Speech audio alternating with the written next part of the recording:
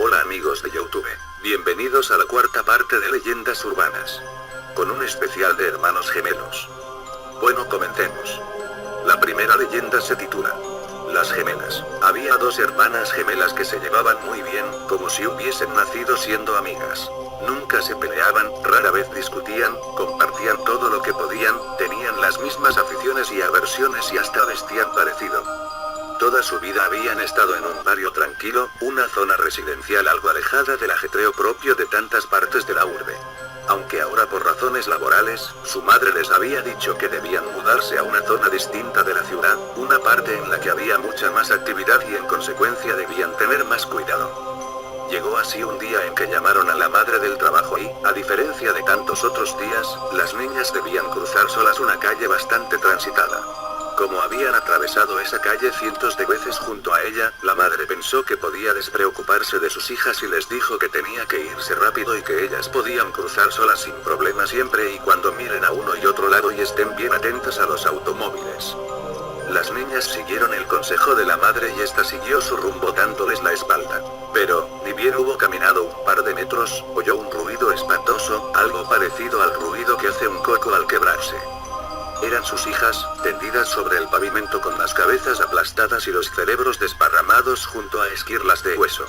A lo lejos un camión huía a toda velocidad, el conductor probablemente distraído con el teléfono o quizás tras haberse tomado un par de copas a la hora de la comida, las arrolló sin tan siquiera reducir su velocidad.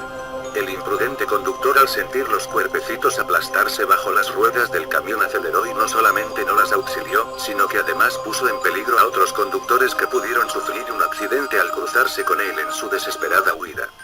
Por desgracia todo el mundo quedó tan conmocionado que nadie tuvo tiempo de apuntar su matrícula por lo que escapó impune.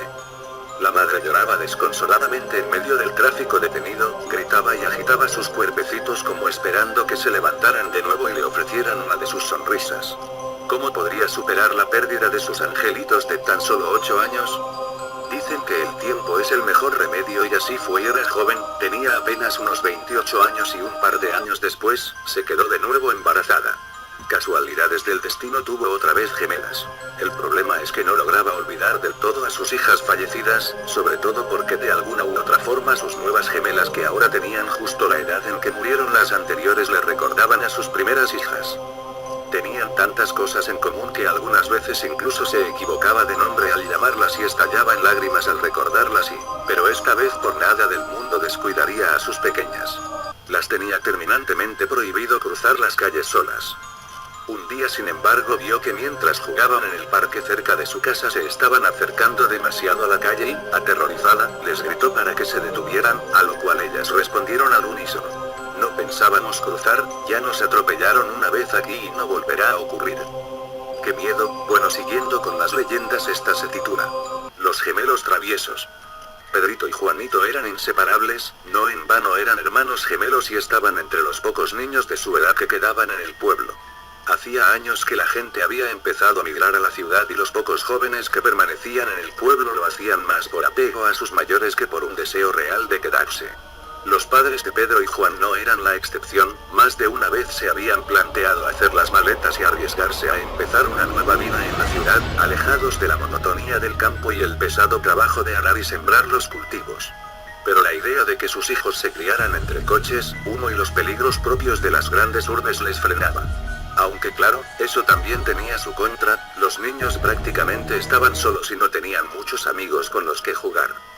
Los gemelos eran conocidos en todo el pueblo por sus travesuras, es normal a esa edad que los niños sean inquietos y más cuando se aburren por no tener amigos con los que correr y jugar, pero los pequeños no paraban con sus pillerías y muchos ancianos del pueblo ya estaban hartos de ellos.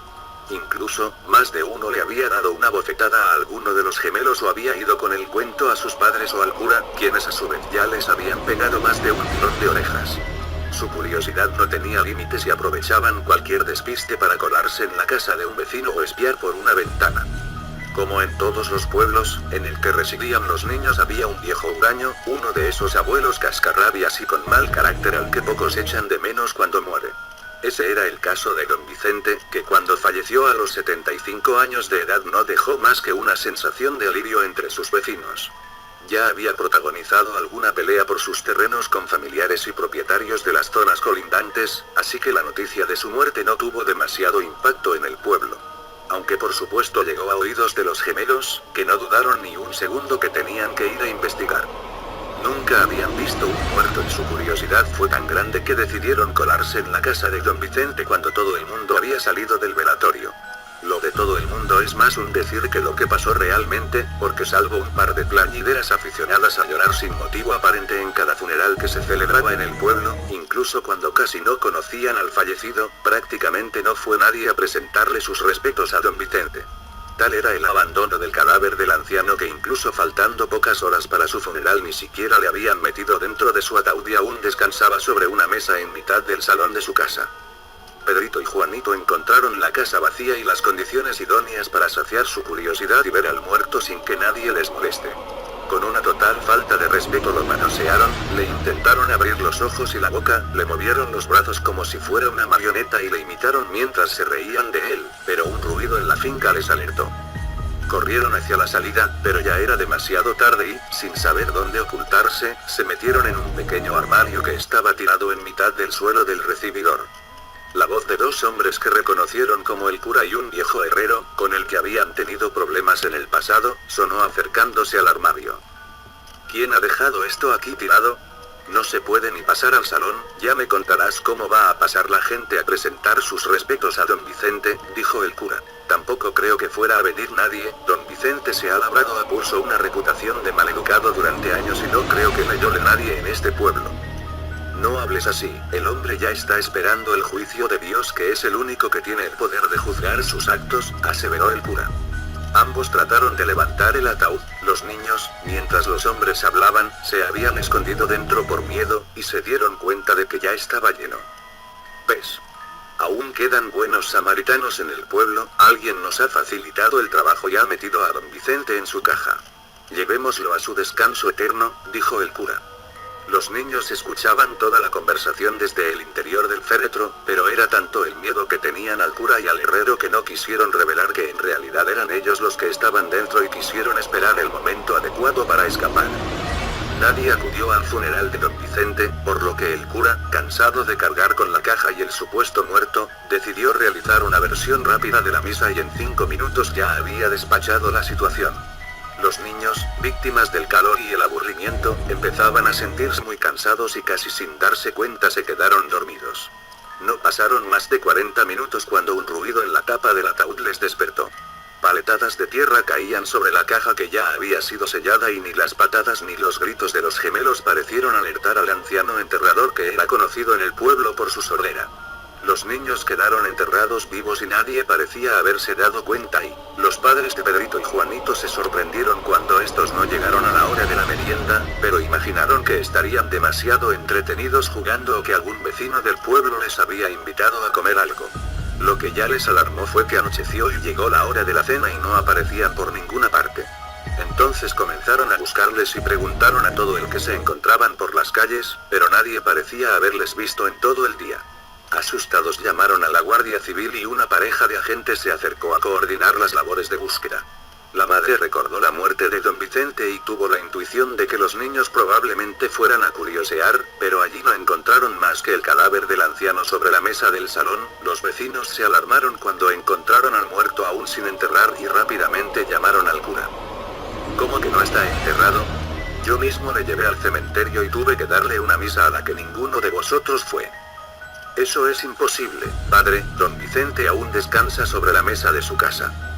Pero el ataúd estaba lleno cuando lo enterramos, si no fue a él a quien hemos sepultado. La cara de miedo de la madre se reflejó al instante y, conociendo como conocía a sus hijos, intuyó que ellos eran capaces de haberse metido dentro del ataúd en una de sus travesuras. Por más prisa que se daban en desenterrar el ataúd, el tiempo parecía eterno para los habitantes del pueblo.